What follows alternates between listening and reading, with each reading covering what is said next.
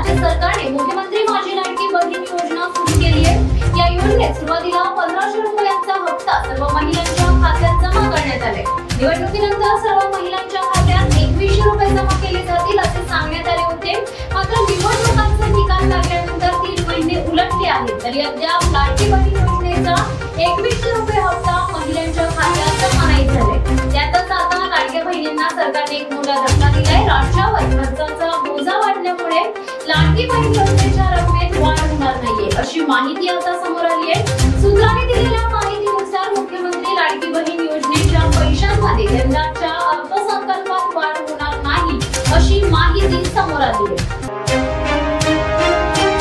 महिला व बालविकास मंत्री आदिती तटकरे यांच्या हस्ते प्रादेशिक पर्यटन विकास योजनेअंतर्गत पोलीस मित्र शिल्प आणि एटीव्ही वाहनाचे लोकार्पण सोहळा आज अलिबाग समुद्र किनारी पार पडलाय। यावेळी जिल्हाधिकारी किशन चावडे, पोलीस अधीक्षक सोमनाथ घारगे, महिला व बालकल्याण अधिकारी निर्मला कुचिक, माजी नगराध्यक्ष प्रशांत नाईक, माजी नगरसेवक ॲडव्होकेट प्रवीण ठाकूर, हर्षल पाटील, ॲडव्होकेट अंकित बंगेरा, तिहीर सरपंच प्रसाद गायकवाड, राष्ट्रवादी काँग्रेसचे अमित नाईक, आरसीएल कंपनीचे आदी उपस्थित होते। उरण तालुक्यातील शहर आणि ग्रामीण भागातील शालेय विद्यार्थी अंमली पदार्थांच्या विळख्यात अडकत चालली आहेत। शाळा महाविद्यालयांच्या 500 मीटर परिसरात तंबाखूजन्य पदार्थांची विक्री करण्यास मनाई आहे। तरीही या पदार्थांची सर्रास विक्री केली जात असल्याने अल्पवयीन शालेय विद्यार्थी नशेच्या आहारी जाऊन त्यांचे आयुष्य उद्ध्वस्त होत आहे। यातील अनेक विद्यार्थ्यांवर उपचार सुरू आहेत, त्यामुळे अनेक कुटुंब तणावाखाली आहेत। आपल्या व्यसनासाठी मुलांकडून घरात चोरी आणि पालकांना धमकावण्याचे प्रकार घडत आहेत। या काही पालकांनी मुलांना दिलेले अति आर्थिक स्वातंत्र्यही कारणीभूत ठरत आहे। उरण तालुक्यातील गावांना पाणी पुरवठा करणाऱ्या रामसई व पुनाड धरणांची पातळी कमी होत असल्याने उरण नगर परिषदेत रहिवाशांना आठवड्यातील मंगळवार व शुक्रवार या 2 दिवसात पाणी पुरवठा न करण्याचा निर्णय घेतलाय। तर आवरे, कडाके, चिरनेर, केलाचा मान, आदिवासी वाडीवरील विहिरीचे तळ गाठल्याने व या ठिकाणावरील जलजीवन योजनेची कामे रेंगाळल्याने रहिवाशांना मार्च महिन्याच्या पहिल्या आठवड्यात भीषण पाणी टंचाईचा सामना करावा लागत आहे।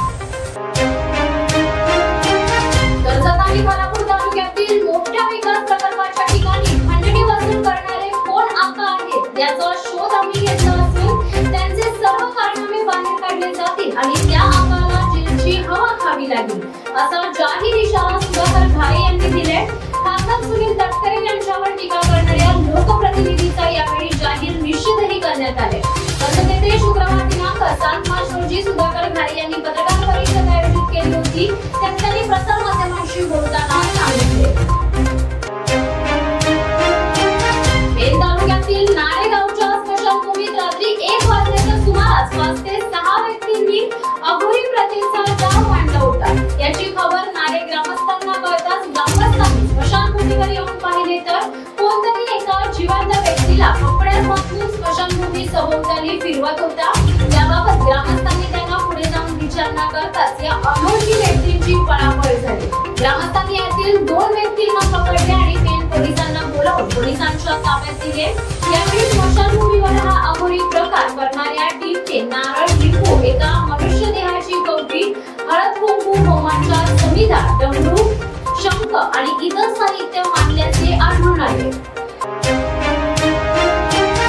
उरण शहरात शिवसेना उद्धव बाळासाहेब ठाकरे पक्षाच्या वतीने राष्ट्रीय स्वयंसेवक संघाचे ज्येष्ठ नेते भैयाजी जोशी यांनी मराठी भाषेबद्दल केलेल्या वक्तव्याच्या विरोधात शुक्रवार दिनांक 7 मार्च रोजी तीव्र निषेध नोंदवण्यात आलाय।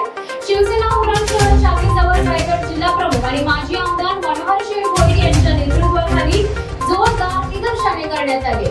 यावेळी भैयाजी जोशी यांच्या विरोधात घोषणाबाजी करत त्यांच्या वक्तव्याचा निषेध करण्यात आलाय। माजी आमदार मनोहर शेठ भोईर आणि उपजिल्हा प्रमुख नरेश रहाळकर यांनी आपल्या भाषणात आरएसएसच्या नेत्यांवर टीका करत मुंबई मराठी भाषाच बोलली पाहिजे आणि विभाग वाईज भाषा विभागणी आम्ही खपून घेणार नाही असे ठणकावून सांगितले।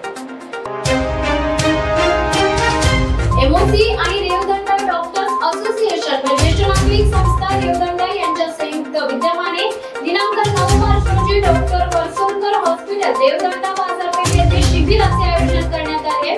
ज्येष्ठ नागरिक संस्था अनेक समाज उपयोगी कार्यक्रम करण्यात येतात। जागतिक महिला दिनानिमित्त महिलांचे सत्कार करण्यात आले असून दिनांक 9 मार्च रोजी डॉक्टर वंसुलकर हॉस्पिटल येथे कर्करोग निदान शिबिर doctor Devendra Paul MD DNB CCMO कर्करोग तज्ञ यांचा वैद्यकीय सल्ल्याने शिबिरास उत्तम प्रतिसाद मिळाले। या दिवसभरातल्या ठळक घडामोडी अशाच ताज्या घडामोडी पाहण्यासाठी शिवसत्ता टाइम्सला सबस्क्राइब करा। तुर्तास धन्यवाद। दे धडक बेधडक वृत्त देणाऱ्या आपल्या शिवसत्ता टाइम्स न्यूज चॅनलला लाल बटन दाबून सबस्क्राइब करा आणि बेल आयकॉनला क्लिक करायला विसरू नका।